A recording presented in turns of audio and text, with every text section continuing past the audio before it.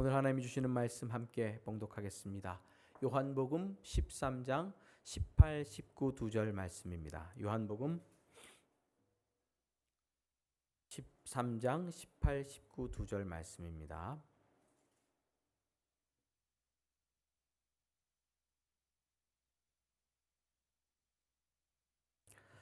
제가 봉독해 드리겠습니다. 내가 너희 모두를 가리켜 말하는 것이 아니라 나는 내가 택한 자들이 누구인지 알미라. 그러나 내 떡을 먹는 자가 내게 발꿈치를 들었다 한 성경을 응하게 하려는 것이니라. 지금부터 일이 일어나기 전에 미리 너에게 일러둠은 일이 일어날 때에 내가 그인 줄 너희가 믿게 하려 함이로라. 아멘. 잠시 말씀을 전하기 전에 광고 말씀, 교회 소식 잠깐 알려드립니다. 온 교회가 지금 바이블 타임, 불조심 강조의 달, 산불 조심 강조의 달이 아니고요, 바타 읽기 특별 강조의 달로 보냅니다. 11월부터 12월까지 2달 동안 하고요. 2달 동안 한 내용을 가지고 우리가 시상도 할 예정입니다. 함께 꼭 참여해 주시길 부탁드리고요. 시상은 1등, 2등, 3등 이렇게 하는 게 아니고 100% 읽은 사람들, 90% 읽은 분들 이렇게 해가지고 다 같이 함께 진행하려고 준비하고 있거든요. 마치 금강교회에서 우리 특세할 때 전체적으로 화면 메달 받았잖아요. 그것처럼 참여하신 분들 함께 기쁨을 나누고 감사를 나눌 수 있도록 그렇게 준비하려고 합니다. 함께 준비해 주시고요. 오늘 이거 못 가져가신 분들은 제가 아침마다 오늘은 몇 장이다 알려드릴게요. 카톡방에. 그래서 알려드리고 간단한 메시지도 제가 녹음해서 올려드리려고 합니다. 오늘 아침에 받아보셨을 거예요. 그래서 올려드리려고 합니다. 그래서 지속적으로 말씀을 전하는 사역들, 또 말씀을 읽는 사역들에 우리 그 사랑하는 교회 온 성도가 함께 집중했으면 좋겠습니다. 또 전해지는 말씀도 꼭 들어주시기를 부탁을 드립니다. 쉽게 녹음하는 거 아닙니다. 어저께는 3번인가 4번 녹음이 자꾸 빵꾸가 나가지고 힘들더라고요. 감사합니다. 자, 오늘도 하나님 주시는 은혜의 말씀 우리가 살펴보겠습니다. 요한복음 이제 13장 18절 19절까지 와서 계속 진행되고 있습니다. 믿게 하려 함이로라 하는 예수님의 말씀을 가지고 오늘 은혜를 나누려고 합니다. 사람이 무언가 확신하는 일은 쉬운 게 아니죠. 믿는다 이게 쉬운 게 아닙니다. 또 누군가가 나를 사랑하는데 그 사랑을 받아들이고 믿는다 이런 것도 쉬운 게 아니죠. 이런 일들은 내가 누군가를 믿는 것, 누군가의 사랑을 알고 받아들이는 것, 이런 것은 생각보다 수동적인 겁니다. 저 화면이 계속 깜빡깜빡하거든요. 한번 좀 어디 좀 커넥터가 빠졌는지 한번 봐주시겠어요? 계속 깜빡깜빡해서. 네, 거기랑 여기 뒤랑 TV도 한번 봐주세요. 계속 깜빡깜빡을 해서 제가 방송 사고가 자꾸 납니다. 이해해 주십시오. 생각보다 이게 수동적인 거예요. 내가 사랑하고 싶어도 그쪽에서, 다 남편들 경험해 보셨잖아요. 여기 그쪽에서 사랑 못하게 만들잖아요. 목사님 어떻게 사랑합니까? 내 몸에서 난 자녀들, 우리 자녀들도 마음대로 사랑이 안 될 때가 있잖아요. 하는 꼬라지를 보면 안 된다 이런 생각이 들지 않습니까? 고전적인 책이 있어요. 아주 고전 베스트셀러인데요. 사랑의 5가지 언어. 게리 체프먼이라는 미국 분이 쓴 베스트셀러입니다. 사랑엔 5가지 언어가 있다 그래요. 인정하는 말. 누군가 잘했어. 준서가 너무너무 잘 친다. 이렇게 인정하는 말을 할 때 내가 사랑받고 있구나라고 느낀다는 거예요. 인정하는 말. 또 함께하는 시간. 옆에 같이 있어주는 거예요. 같이 옆에 있어주는 것만 해도, 시간을 같이 보내주고 무언가를 같이 하는 것만으로 저 사람이 나를 사랑하는구나 느낀다는 거예요. 또 어떤 분은 봉사. 막 설거지를 해주고 집안 청소를 해주는 걸 보면 남편이 나를 사랑하는구나 이렇게 느낀다는 거예요. 어떤 분은 그런 거 다 필요 없어요. 선물을 사줘야 돼요. 뭐를 이렇게 선물을 갖다 줄 때 감동이 되고 나를 사랑하는구나 느껴진다는 거고. 또 한 분은 또 어떤 분은 스킨십이라는 게 있어요. 스킨십. 같이 손을 잡고 같이 얼싸 안을 때 사랑한다고 느껴요. 사랑의 언어가 한 5가지 정도로 정리할 수 있다라는 게 이 게리 처프만의 사랑의 5가지 언어라는 책입니다. 그런데 한 선교사님 부부가 이 게리 처프만을 찾아와서 고민 상담을 해요. 서로 부인은 내 남편이 나를 사랑하는지 모르겠다. 남편은 나는 너무너무 부인을 사랑하는데 부인은 내 사랑을 거절하고 못 느낀다. 그래서 게리 체프먼이 이제 찾아봐요. 사랑의 언어가 어떤가. 근데 남자의 사랑의 언어는 뭐냐면 봉사예요. 봉사. 여자 선교사님의 사랑의 언어는 함께 있어주는 거. 인정의 말 함께 있어주는 시간. 이게 사랑의 언어인 거예요. 서로 사랑의 언어가 다르니까 소통이 안 되는 거예요. 남자 선교사님은 여자 선교사님을 너무 사랑하니까 사역 마치고 집에 들어오면 뭐 하죠? 옷 갈아입고 청소, 빨래, 설거지. 여자 선교사님 얼굴도 볼 시간 없이 계속 하는 거예요. 그런 모습을 바라보는 여자 선교사님은 저 남자는 날 사랑하질 않는구나. 얼굴 한번 안 보고 내 옆에 와서 앉지도 않고 일만 하고 있는 걸 보니까 날 사랑하지 않는구나. 그래서 두 사람의 관계가 엄청 사랑하는데 삐걱삐걱 되는 거죠. 여러분 어떠십니까? 제 아내의 사랑의 언어는 봉사인 것 같아요. 그래서 설거지와 청소를 해줄 때 감동하고, 선물 같은 거는 사다 주면요 어디 처박혀 있어요. 제가 살아보니까. 여러분들의 사랑의 언어는 뭔가요? 어떤 건가요? 사람마다 다 달라요. 자, 제가 왜 이런 얘기를 하냐면, 누군가가 우리의 사랑을 확인하려면 내 쪽에서 어떻게 해야 되죠? 제대로 된 신호를 보내줘야 되고, 확인시켜 줘야만 상대편이 뭐 할 수 있죠? 사랑하고 믿을 수 있죠. 이해가 되시죠? 자, 그러면 하나님을 믿을 때는 어떻게 할까요? 하나님을 믿을 때는 누가 잘해야 돼요? 하나님을 믿는 일은 누가 잘해야 되죠?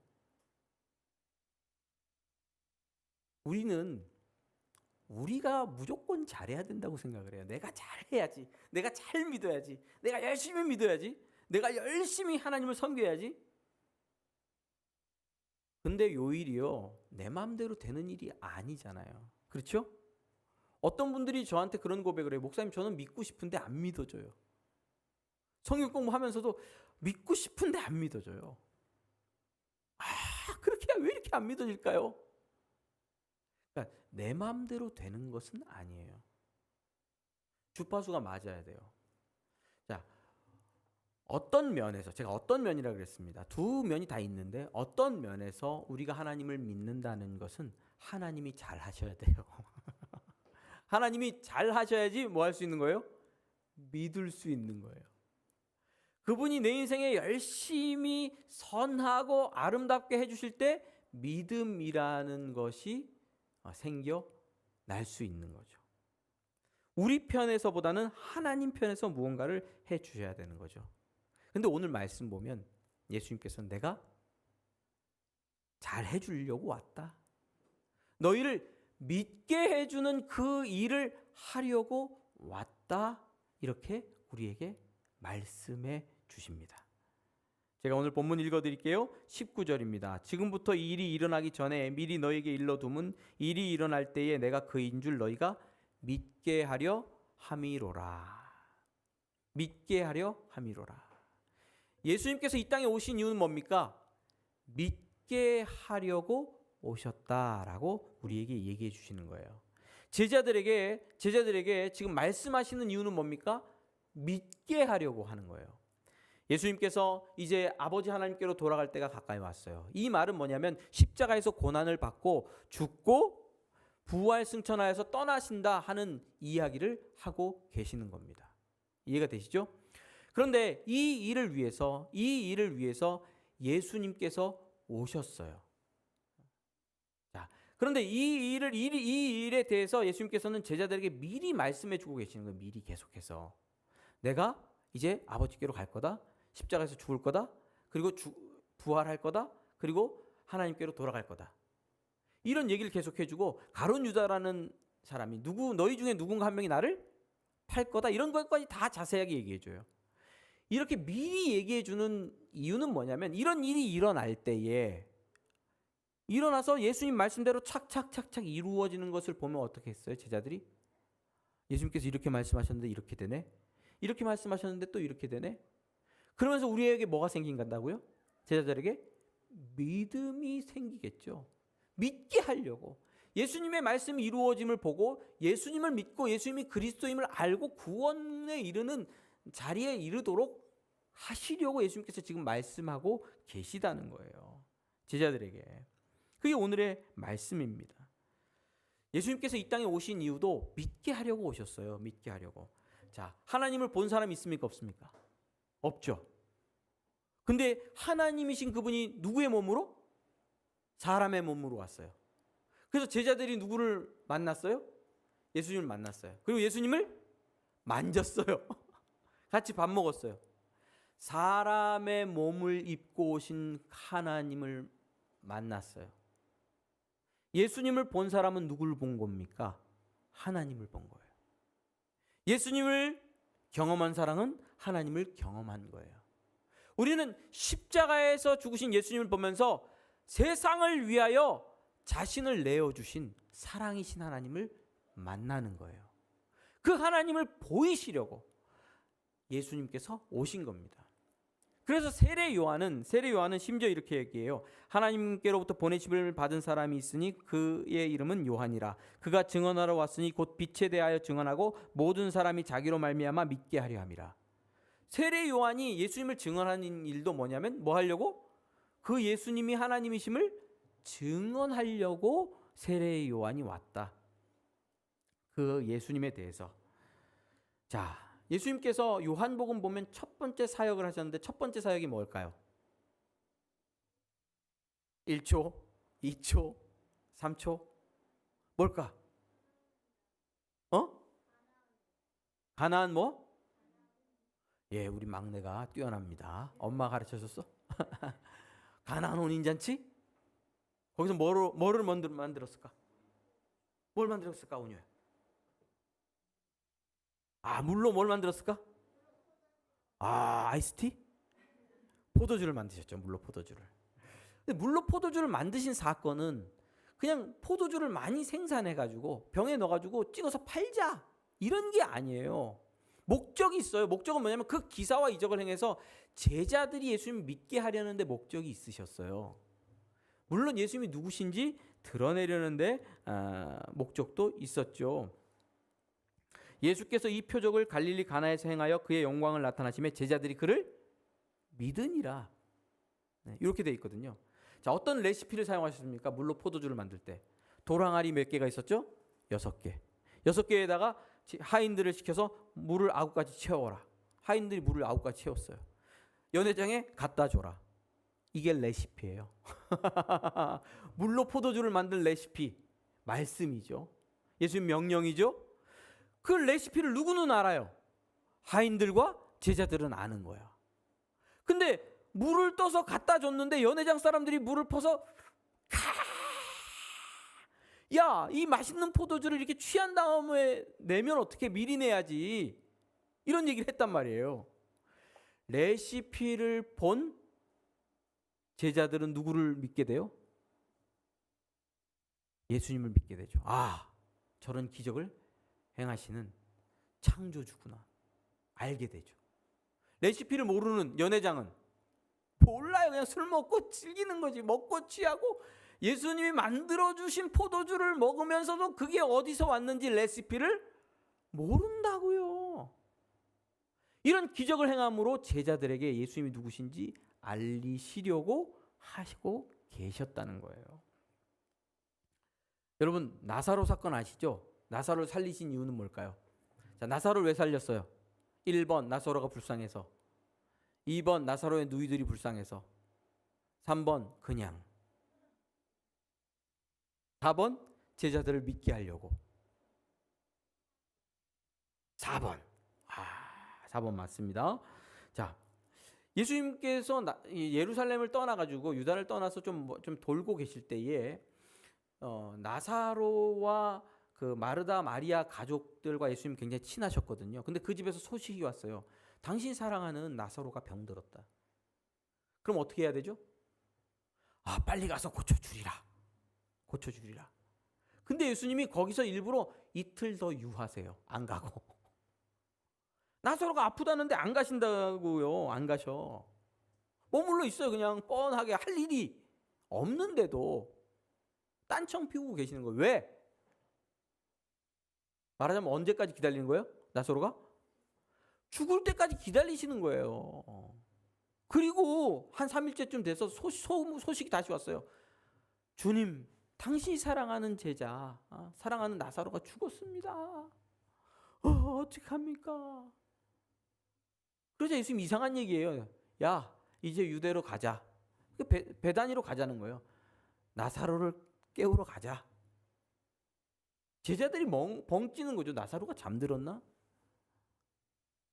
그때 예수님께서 이렇게 말씀하십니다. 내가 거기 있지 아니한 것을 너희를 위하여 기뻐하노니 이는 너희로 믿게 하려 함이로라.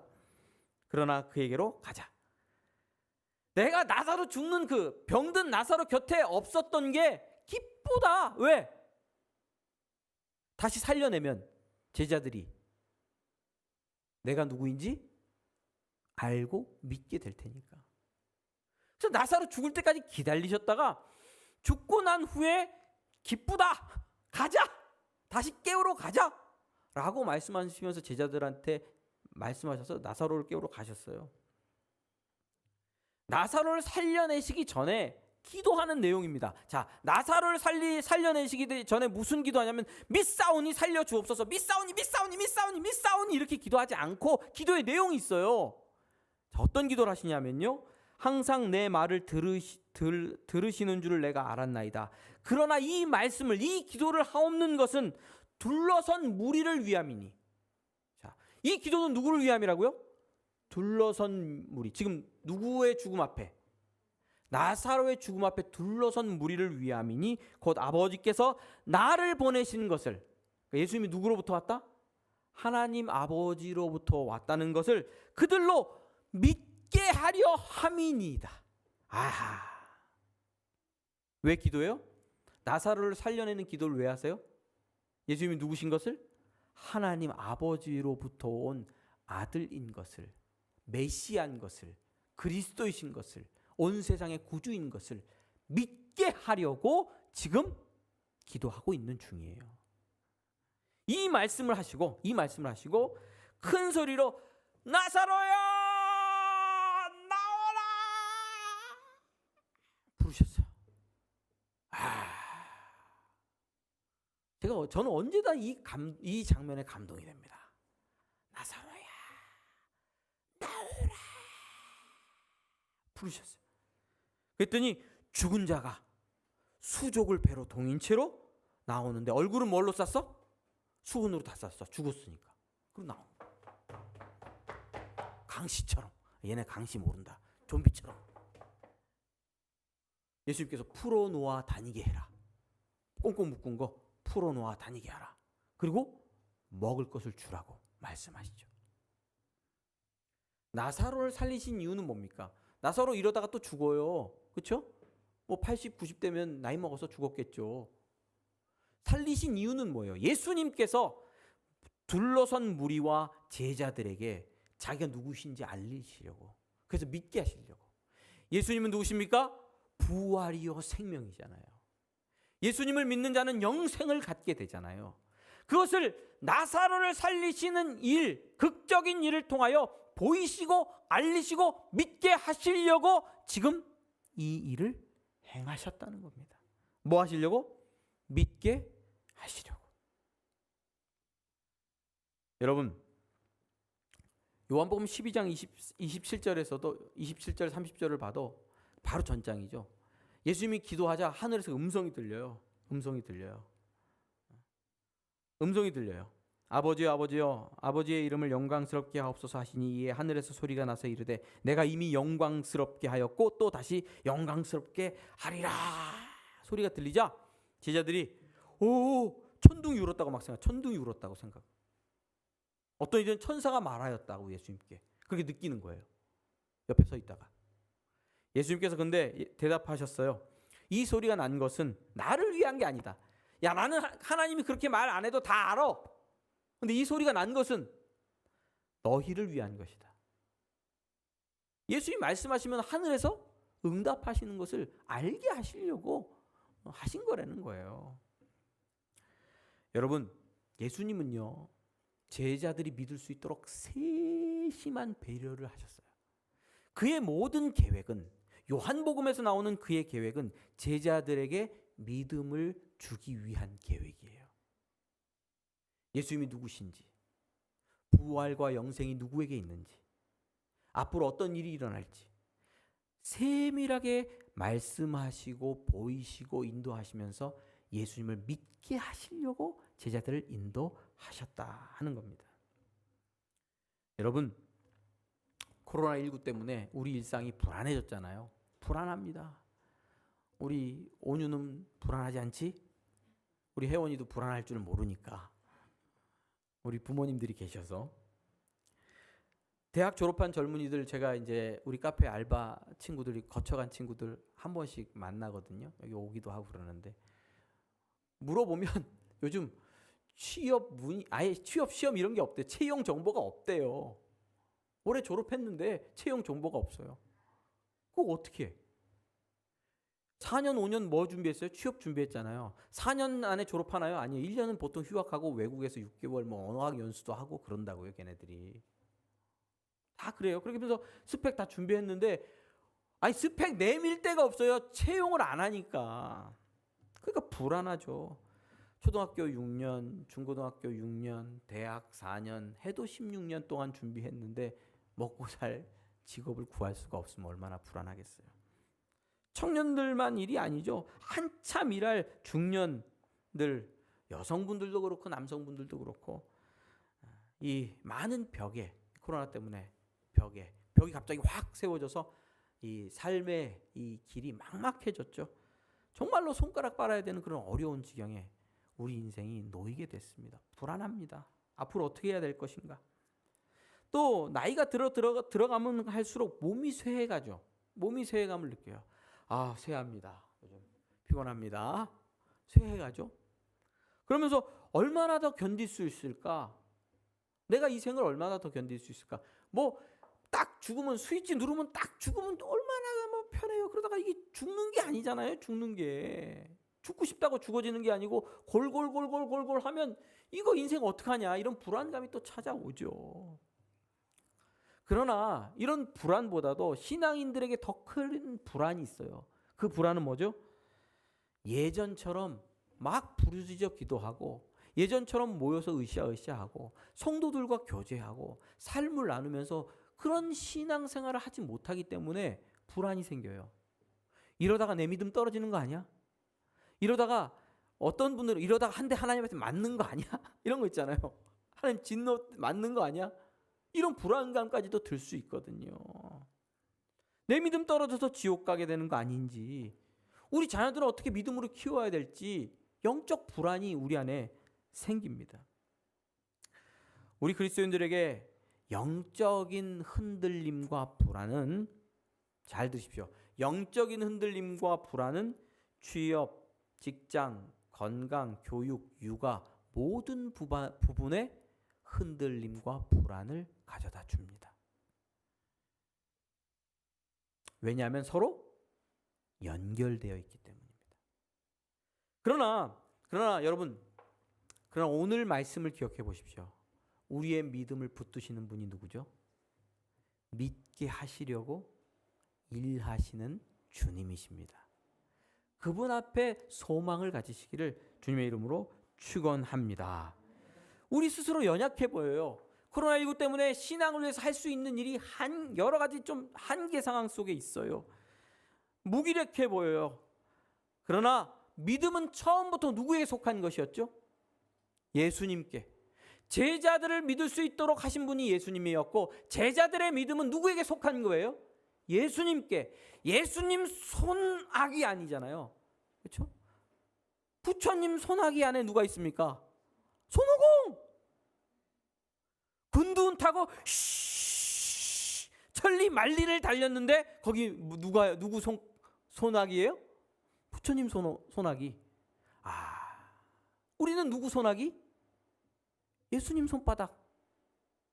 우리의 믿음을 주관하시고 붙드시는 분이 계시는데 그분은 누굽니까? 제자들에게 믿음을 주시기 위해 세심한 배려를 하셨던 분이죠. 그분이 동일하게 우리 인생과 우리의 믿음도 붙들고 계시다는 거예요. 그래서 불안감, 방황 이런 마음을 우리는 내려놓을 수 있는 겁니다. 코로나19 시대 때 담임 목사는 목회를 못할 수 있지만 예수님은 우리를 위해서 계속 목회를 하실 수 있습니다. 믿으십니까? 그분은 바이러스와 불경기를 피해 우리 인생을 인도하실 수 있는 창조주 하나님이십니다. 예수님은 제자들을 놔두고 십자가의 고난의 길을 가시려고 하셨죠. 그들을 남겨두고 부활 승천하여 하나님 아버지께로 가시려고 하셨습니다. 그런데 갑자기 떠나지 않고 밑밥을 까셨죠. 내가 앞으로 이런 일을 행할 거야. 밑밥을 까신 이유는 뭡니까? 예수님이 떠나가고 십자가에서 죽고 또 승천하시고 하는 모든 과정들 속에서 한 가지씩 일이 벌어질 때마다 덜컹 불안할 거 아니에요. 가룟 유다가 나와서 예수님을 잡아갈 때 팔 때 현장에 있던 제자들 덜컹, 예수님이 재판받을 때 덜컹, 예수님이 십자가에 달릴 때 덜컹, 예수님이 묻혔을 때 덜컹, 불안해서 절망으로 이어지는 그 상황 속에서 하나님의 말씀, 예수님이 미리 하신 말씀이 생각나고 부활하심으로 말미암아 말씀이 생각나서 그래 말씀하신 대로 이루어지는 거지.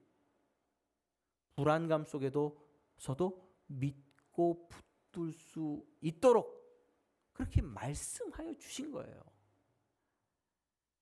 지금 일이 일어나기 전에 미리 너희에게 일러둠은 일이 일어날 때에 내가 그인 줄 너희가 믿게 하려 함이로라.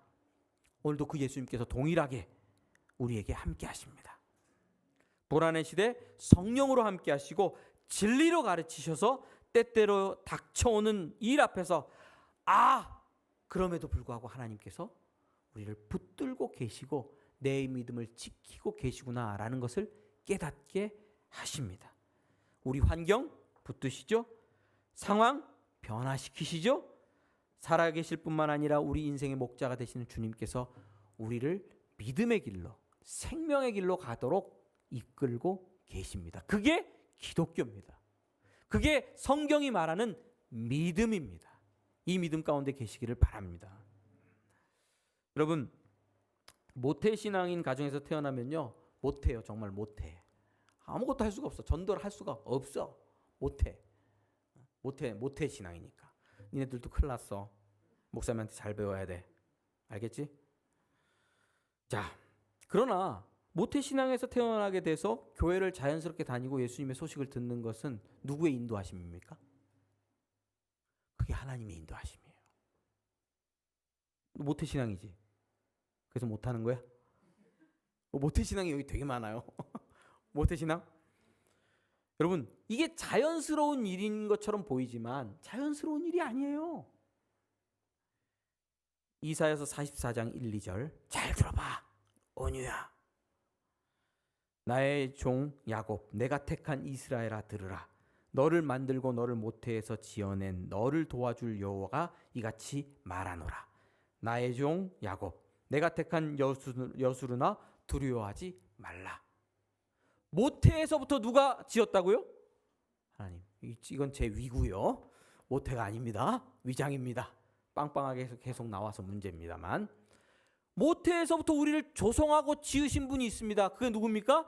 창조주 하나님이세요. 우리는 그분의 계획 안에 있는 거예요. 태어날 때에 기독교인 집안에서 태어나서 어렸을 때부터 교회에 다니고, 교회 안 나가면 아버지 앞에 두드려 맞고, 교회 가기 싫은데, 놀러 가고 싶은데 주일날 잡아다가 교회 앉혀놓고, 이 모든 것이 창조주 하나님의 계획과 섭리와 성령의 인도하심 가운데 된 거예요.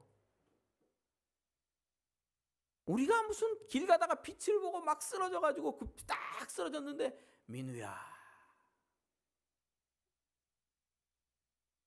네가 핍박하는 예수다, 이런 거 아니래도 말씀을 듣고 주 앞에로 인도하신 분이 있어요. 태어날 때부터. 누구죠?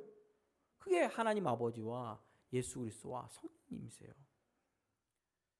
이런 방법이 아니고 어떤 분은, 제가 한번 말씀드린 것 같아요. 88년 서울 올림픽 때 이 탁구 경기를 봤어요. 유남규 선수인가 탁구 경기를 보다가 막 지고 있었거든요. 막 지고, 하여튼 엄청난 역전승, 엄청난 역전승으로 금메달을 딴 사건이 있어요. 이분이 그걸 보다가 저걸 이기면 하나님이란 분이 살아계신다, 난 그럼 교회 나갈 거다, 그렇게 결심을 했어요. 근데 진짜 이겼어요. 그래서 그 일이, 유남규 선수가 금메달을 따면서 이분은 신이 살아있구나, 그 다음 주 교회 갔대요. 그분이 누가 됐을까요? 뭐가 됐을까요? 직업이? 목사가 됐어요. 그래서 시카고에서 저와 만났어요.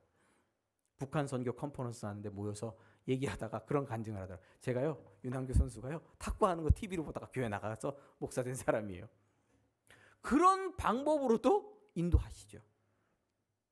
어떤 분들은 몸이 아파서 자기 몸을 치료하고자 예수 믿기 시작했는데 몸 치료는 안 됐는데 마음 치료가 됐어요.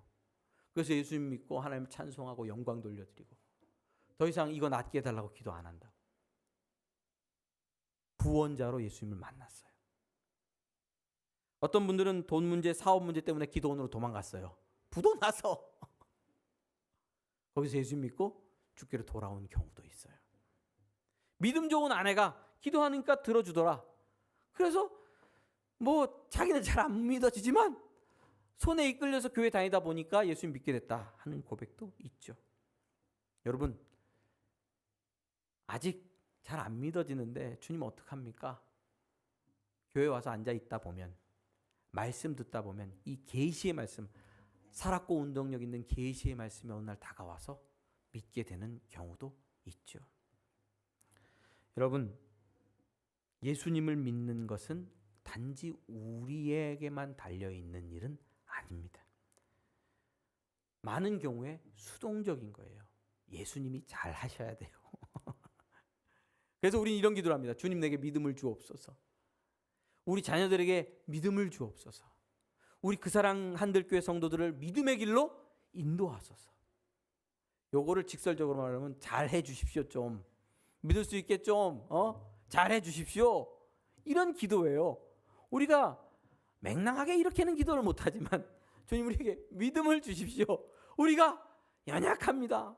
우리 눈이 어둡습니다. 우리가 부족합니다. 이렇게 기도하는 거죠. 이런 방법 저런 방법으로 인도하사 진리의 말씀에 이르게 하시고 그 계시의 말씀을 듣고 깨닫고 믿게 하시는 분이 계시죠. 성부, 성자, 성령 하나님께서 합력하셔서 우리 인생을 그렇게 이끌고 가십니다. 불안의 시대, 우리는 삼위일체 하나님을 의지하여서 온전한 믿음의 길을 갈 수 있습니다. 승리의 길 가시는 모든 성도들 되시기를 주님의 이름으로 축원합니다. 우리 다 같이